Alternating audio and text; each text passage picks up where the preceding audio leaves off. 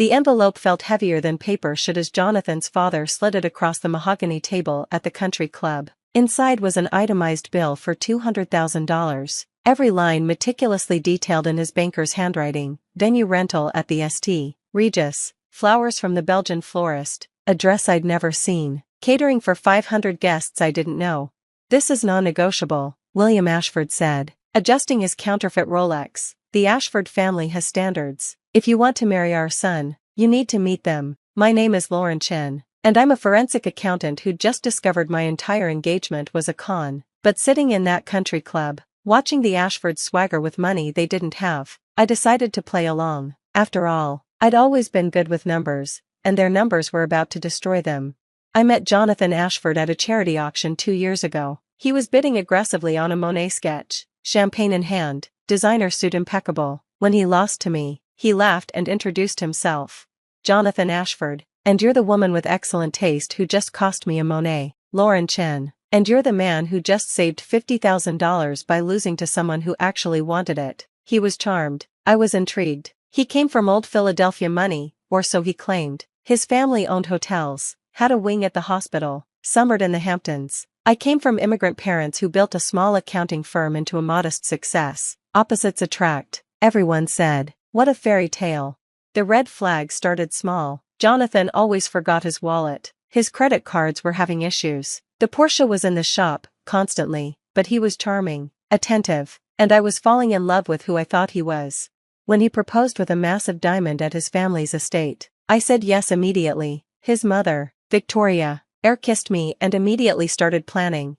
We'll have the wedding at the St. Regis, of course. The Ashfords have been members for generations. Spring, I think. Magnolias and money, what better combination? I was thinking something smaller, I ventured. Maybe. Nonsense, William cut in. An Ashford wedding is an event. Our reputation demands excellence. I should have known then. The way they said Ashford like it was currency. The way they toured me through a house that felt more like a museum, beautiful but cold, expensive but empty. The way Jonathan squeezed my hand too tight when I asked questions. The wedding planning started without me. Victoria made appointments I wasn't invited to, selected vendors I never met, planned a ceremony that had nothing to do with my wishes or heritage. Your people don't really do big weddings, do they? She asked during one particularly painful lunch. Best to leave this to those of us who understand society. My people? I kept my voice level. You mean Americans? Because that's what I am. She tittered nervously. Of course, dear. I just meant, well, you know. I knew exactly what she meant. The financial request started subtly. Jonathan needed a loan for a temporary cash flow issue. His father asked if I could invest in a surefire hotel deal. Victoria suggested I pay for the engagement party, as a gesture of good faith to the family. Each time, I smiled and declined. Each time, they got more desperate. Everything came to a head 3 months before the wedding. William summoned me to the country club and presented the bill. $200,000? I stared at the itemized list. For a wedding you planned without me? The Ashford name carries certain expectations, he said stiffly. This is what it costs to meet them. And you expect me to pay this? Well, Jonathan's trust fund is tied that up at the moment. And we've had some temporary setbacks with our investments. But family helps family, doesn't it? We're not family yet, I pointed out.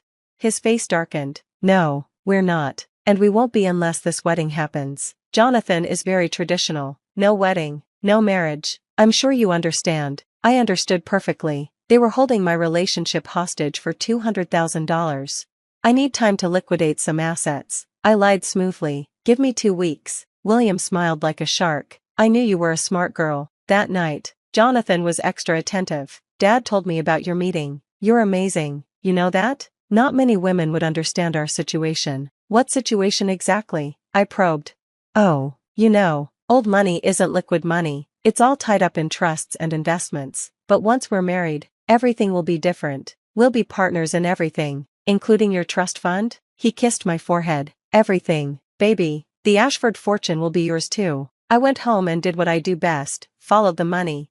It took me 3 days to uncover the truth. The Ashfords weren't old money, they weren't new money, they weren't any money. William had declared bankruptcy twice. Victoria's jewelry collection was cubic zirconia and wishful thinking. The house was mortgaged 3 times over. The country club membership was 6 months behind.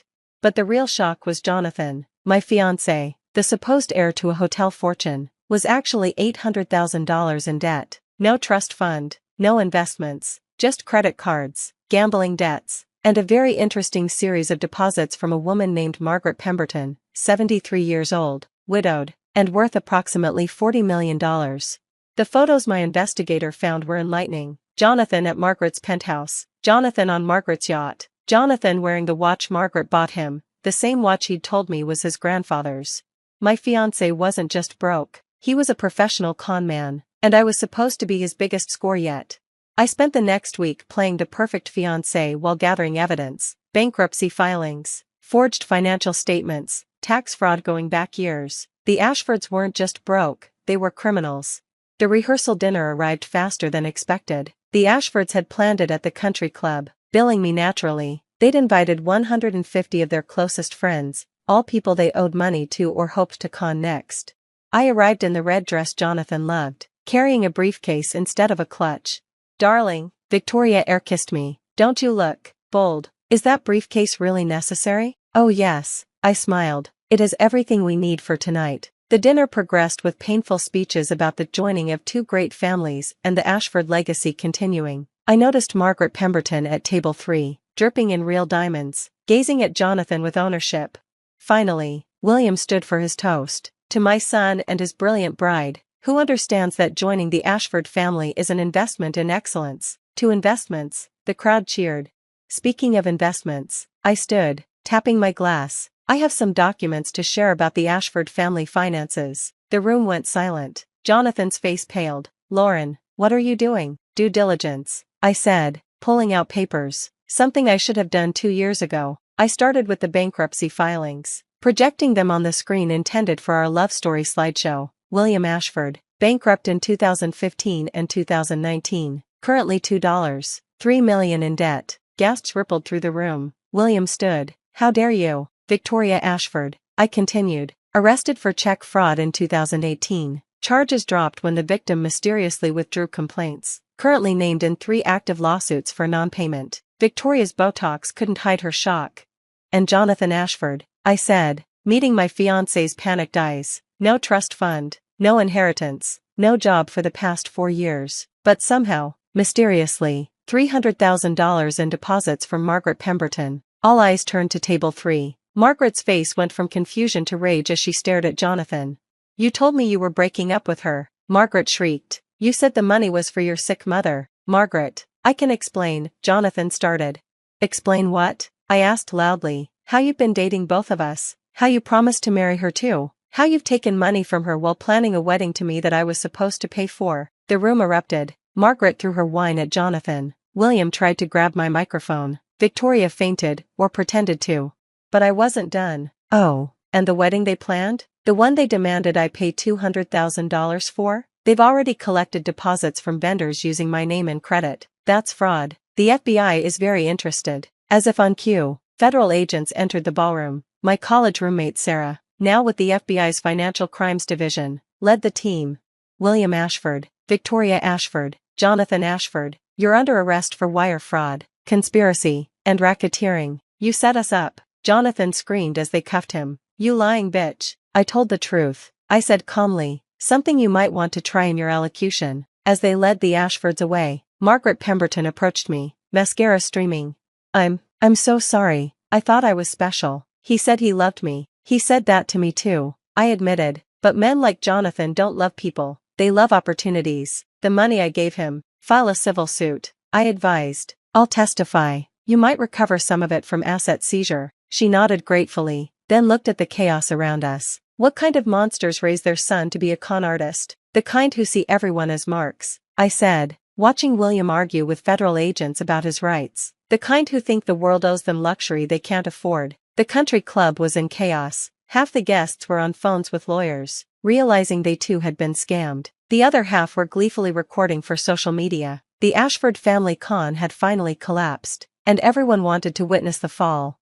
My phone buzzed. "Jonathan, somehow texting from custody, this isn't over. I'll get out, and you'll pay for humiliating my family." I forwarded the threat to Sarah and blocked his number. The aftermath was swift and satisfying. The Ashfords were convicted on multiple counts. William got 12 years. Victoria got 8. and Jonathan, with his longer history and Margaret's testimony, got 15. The wedding vendors who'd been scammed thanked me for exposing the fraud before they provided services. The country club revoked the Ashford membership and sued for back dues. The house was seized for tax fraud. Margaret Pemberton became an unlikely friend. We started a support group for romance scam victims, sharing our stories and warning signs. She recovered some money from the asset seizure and used it to fund fraud prevention education. He was so convincing, she said during one meeting. The stories, the promises, the dreams he sold me, that's what they do. I explained. They don't sell themselves. They sell who you want them to be. My parents, who'd been skeptical of Jonathan from the start, took me to dinner after the trial.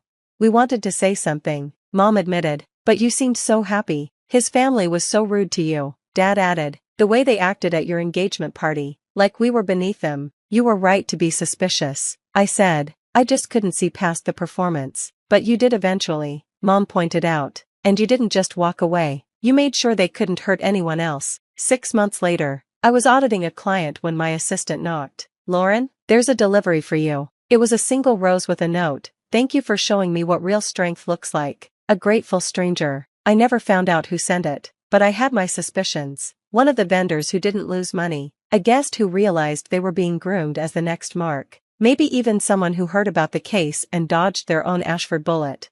The truth is, the Ashfords weren't unique. They were just one family in a long con game, pretending to have money while stealing from those who actually earned it. They targeted me because I was successful, single, and different enough that they thought I'd be grateful for their acceptance. They were wrong on all counts. I wasn't grateful, I was suspicious. I wasn't different, I was observant. And I wasn't their victim, I was their downfall.